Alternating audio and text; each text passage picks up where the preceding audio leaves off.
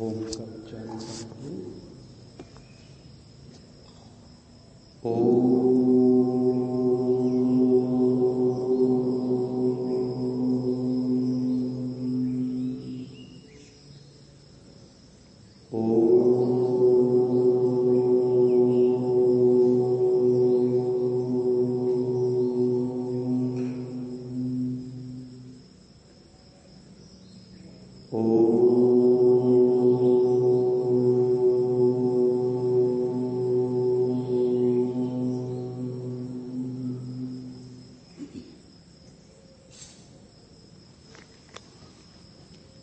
धर्म के सज्जनों, मनुस्मृति महर्षि मनु से जिन जिन ऋषियों ने जो जो प्रश्न पूछे उन प्रश्नों का उत्तर महर्षि मनु देते चले गए।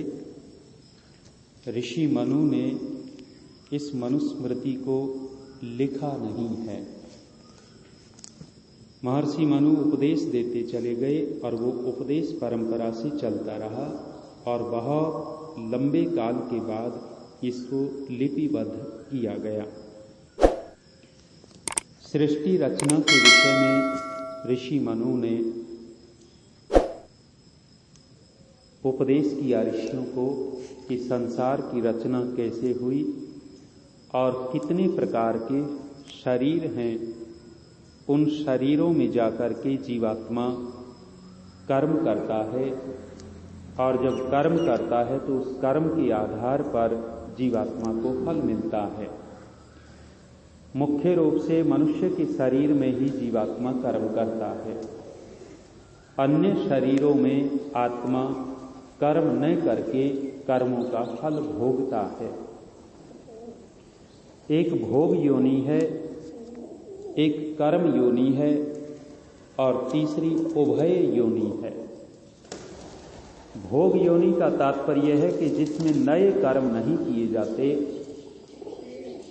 पुराने किए हुए कर्मों का केवल और केवल भोग ही किया जाता है, भोग मात्र होता है। दूसरा जो शरीर होता है वो उभय योनि अर्थात जिसमें कर्म भी किए जाते हैं और कर्मों का फल भी भोगा जाता है।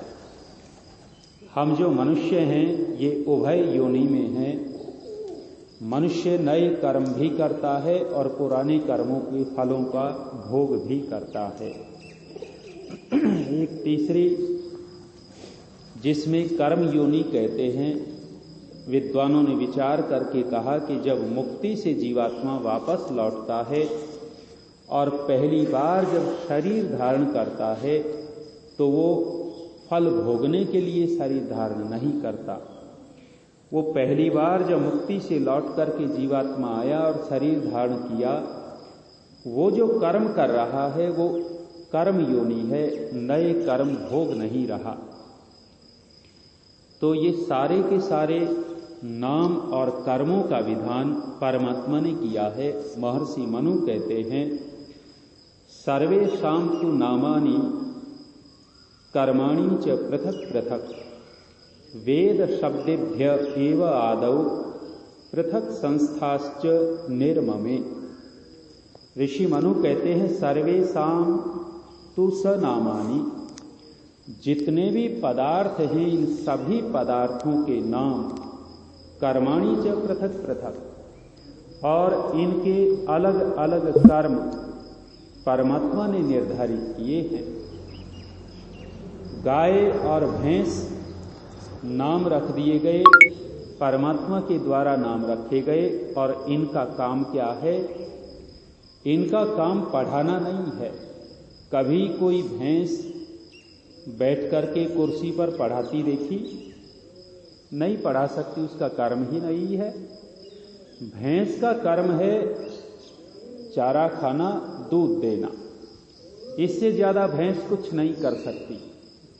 गाय को हम दुनिया का बुद्धिमान प्राणी मानते हैं, गाय को माता भी कहते हैं, लेकिन पशुओं का बौद्धिक स्तर जब देखा गया वैज्ञानिकों ने, पशुओं के बौद्धिक स्तर में गाय का बौद्धिक स्तर इतना नहीं है जितना बौद्धिक स्तर घोड़े का है। घोड़ा गाय से ज्यादा बुद्धिमान होता है। आईक्यू देखा जाता है बुद्धि के स्तर का, तो आईक्यू देखा तो जीव वैज्ञानिकों ने पाया कि घोड़े का आईक्यू ज्यादा है, घोड़ा ज्यादा बुद्धिमान है, और गाय से बुद्धिमान तो हाथी भी ज्यादा है। लेकिन फिर भी गाय को हम अधिक महत्व क्यों देते हैं?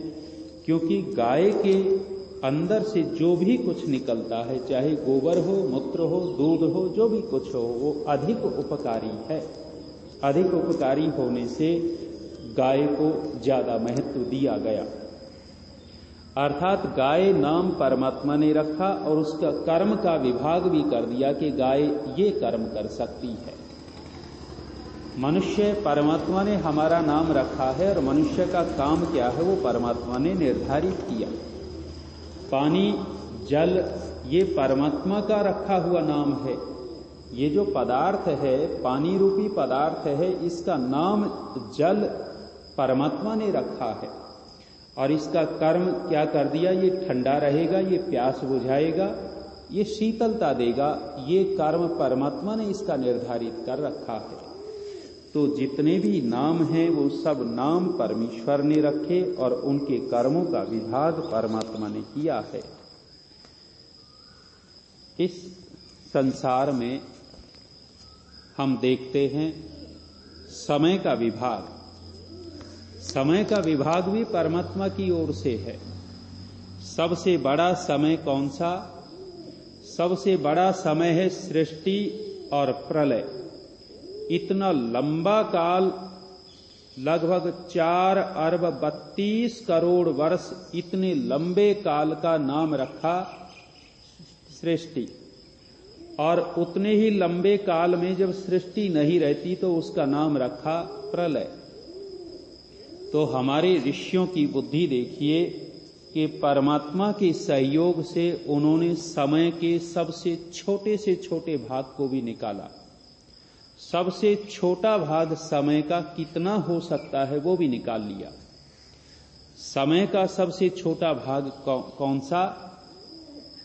एक पलक जो हम झपकते हैं, इतना छोटा सा काल। यहां महर्षि मनु उसी का उपदेश कर रहे हैं।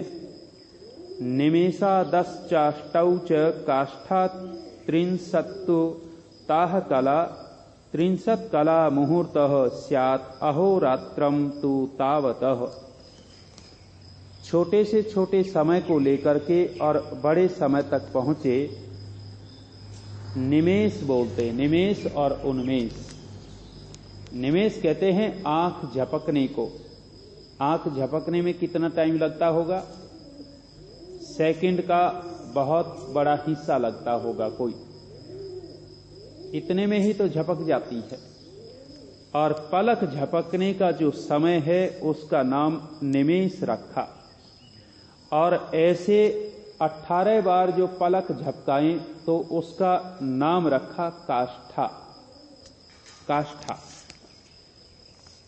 जैसे हमने आधुनिक दृष्टि से सेकंड, मिनट, आधा घंटा, 1 घंटा ऐसे जो रख रखे हैं नाम, इसी तरह के ये छोटे से छोटे समय का काल का नाम रखा।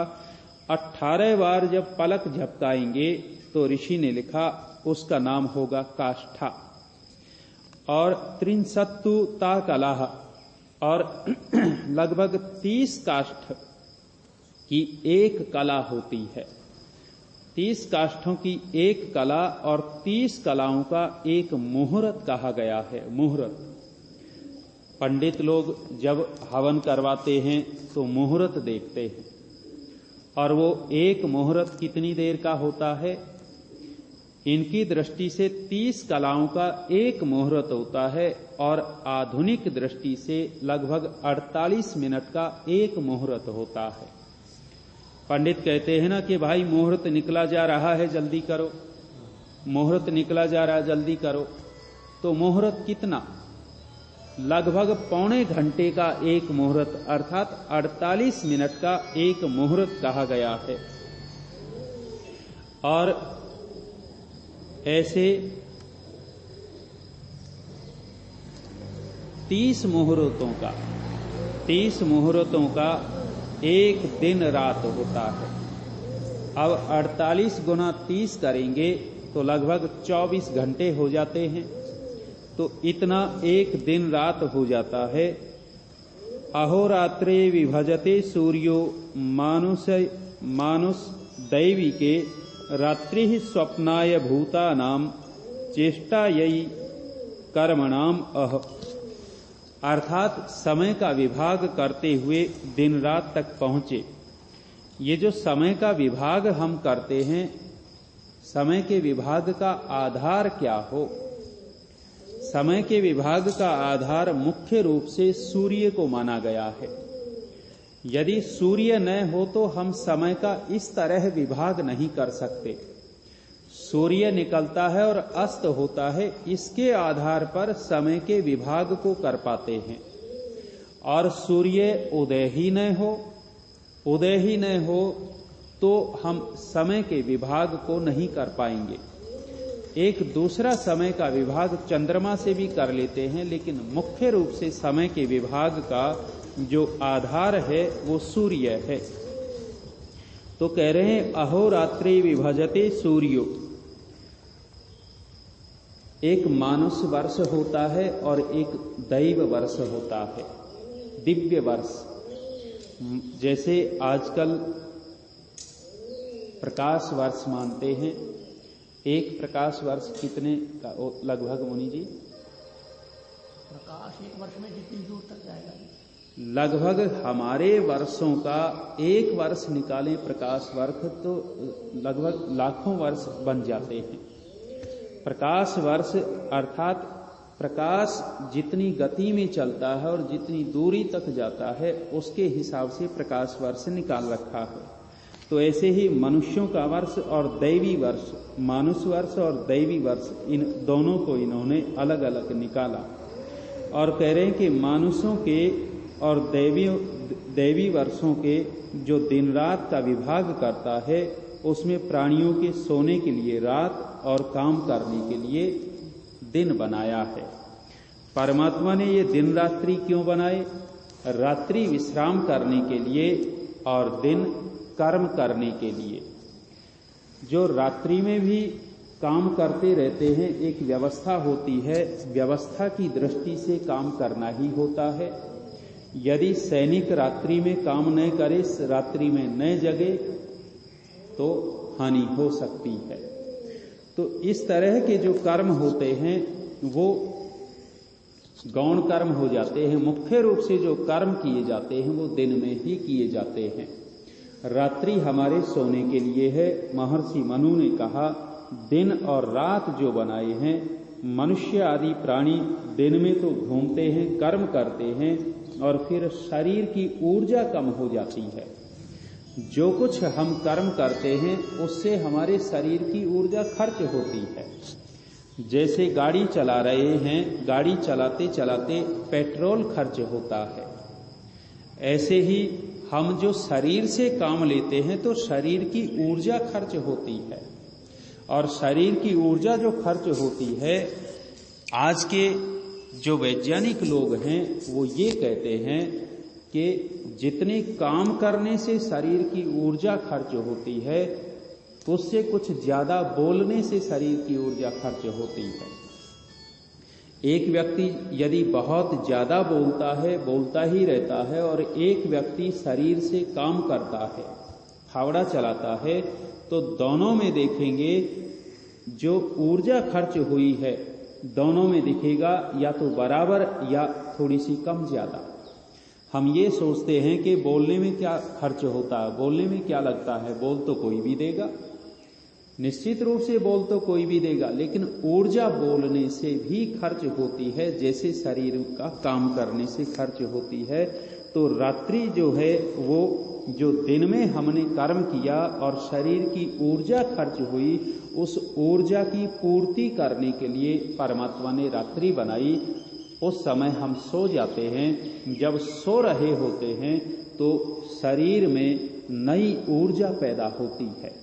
जैसे रिचार्ज करते हैं हम बैटरी को, ऐसे ही जब हम सो रहे होते हैं, विश्राम कर रहे होते हैं, तो ये शरीर भी रिचार्ज हो रहा होता है। समय का एक विभाग है उत्तरायण और दक्षिणायन। इससे पहले समय का विभाग करके देखें, दिन रात के बाद सप्ताह हमने समय का विभाग किया। प्राचीन काल में सप्ताह समय का विभाग नहीं होता था। ये जो हमने सोमवार से रविवार तक बना रखा है, और ये जो वार रख रखे हैं, सोम, मंगल, बुध, गुरु, शुक्र, शनि आदि, ये पहले प्राचीन काल में ऐसे दिनों के नाम भी नहीं रखे हुए थे। आजकल बोलते हैं सोमवती अमावस्या आ गई, सोमवती अमावस्या बोलते हैं, इसमें स्नान करने से बड़ा पुण्य मिलता है, लोगों की धारणाएं हैं। महाभारत काल में तो नहीं थी सोमवती अमावस्या, रामायण काल में तो कभी सोमवती अमावस्या नहीं आई है उस समय भी, लेकिन दिनों के नाम ही नहीं रख रखे थे उस समय। दिनों के नाम तो ये बाद में रखे गए हैं। तो जो सप्ताह का विभाग बाद में हुआ, पहले होता था पक्ष होता था, और यदि सप्ताह मनाते थे तो अष्टमी को लेकर के जो छुट्टियां होती थी हमारे आर्यवर्त देश में, वो छुट्टी होती थी अमावस्या को, पूर्णिमा को, और बीच की अष्टमी तिथि को छुट्टियां होती थी। 4 छुट्टी महीने में होती थी। हम देखा करते थे गांव में जब हल की जुताई करते थे, किसान लोग रोजाना हल जोतते थे, लेकिन इन दिनों में बैलों को विश्राम दिया करते थे। यहां भी ऐसा होता था, यहां भी बैलों को विश्राम देते थे 4 दिन तक। तो वो समय का विभाग पक्ष के बाद महीना समय का विभाग है, और महीने के बाद समय का विभाग करते हैं तो संवत्सर वर्ष समय का विभाग है। और ऐसे 6 महीनों को लेकर के बीच में अयन हो जाता है। 6 महीने का उत्तरायण और 6 महीने का दक्षिणायन, ये सब समय के विभाग हैं। इसके बीच में और समय का विभाग देखें तो 2-2 महीने की ऋतु बना दी, वसंत ऋतु, ग्रीष्म ऋतु आदि आदि, वर्षा ऋतु, शरद ऋतु, शिशिर, हेमंत आदि 6 ऋतु। ये ऋतु जो है ये भी समय का ही विभाग है। तो दक्षिणायन और उत्तरायण। फिर यदि हम देखें समय के विभाग को, तो समय का विभाग किया सतयुग, द्वापर, सतयुग के बाद त्रेता, द्वापर और कलयुग। ये जो सतयुग, त्रेता, द्वापर, कलयुग है, ये क्या है? ये भी समय का ही नाम है। इन समय के विभाग को करते हुए कितने कितने वर्षों का सतयुग हो, कितने वर्षों का त्रेता हो, कितने वर्षों का द्वापर और कलयुग हो, तो ऋषियों ने काल गणना की। महर्षि मनु ने ये भी उपदेश किया हुआ है।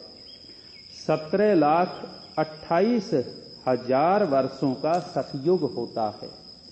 17,28,000 वर्षों का सतयुग, और इसमें से हम 4,32,000 वर्ष घटा देंगे तो उतने का त्रेता हो जाएगा।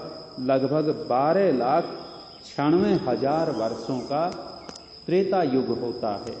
और फिर इसमें से 4 लाख कितना घटाएंगे? 32,000। 4,32,000 और घटाएंगे तो द्वापर होगा 8,64,000 वर्षों का द्वापर युग होता है। और जो कलयुग कितना हो गया? कलयुग हो गया 4,32,000 वर्षों का। तो लोग कहते हैं कि कलयुग आ गया, कलयुग आ गया, इतना इसलिए गलत हो रहा है, अधर्म बढ़ रहा है। ऐसा नहीं है। कलयुग तो समय का विभाग है, समय का नाम है। जैसे घंटा, दिन समय का नाम है, ऐसे ही कलयुग भी समय का नाम है। तो ये समय जो है चेतन नहीं है, समय तो जड़ है, और जड़ चीज किसी का कुछ न तो बना सकती न बिगाड़ सकती। जैसे सतयुग था ऐसे ही कलयुग है, इन दोनों में कोई अंतर नहीं है टाइम का। तो कितने कलयुग बीत चुके, बहुत सारे कलयुग पीछे बीत चुके हैं। ये हमारा जो कलयुग है ये 4,32,000 वर्षों का है और आज वर्तमान में लगभग 5,100 कुछ वर्ष कलयुग के बीते हैं। अभी 4,32,000 वर्षों में से लगभग 5,100 वर्ष ही कलयुग के बीते हैं। अभी तो बहुत बड़ा कलयुग पड़ा हुआ है। तो ये जो 4 युग हैं, इन 4 युगों की एक चतुर्युगी कहलाती है। तो ये समय का विभाग करते करते सृष्टि और प्रलय दोनों के समय का विभाग भी किया है। इन सब को मिलाकर के 71 चतुर्युगियों का एक मनवंतर होता है। 4,32,000, 8,64,000, 12,96,000, 17,28,000 ये सारे के सारे हम जोड़ेंगे तो इतने वर्षों की एक चतुर्युगी कहलाएगी।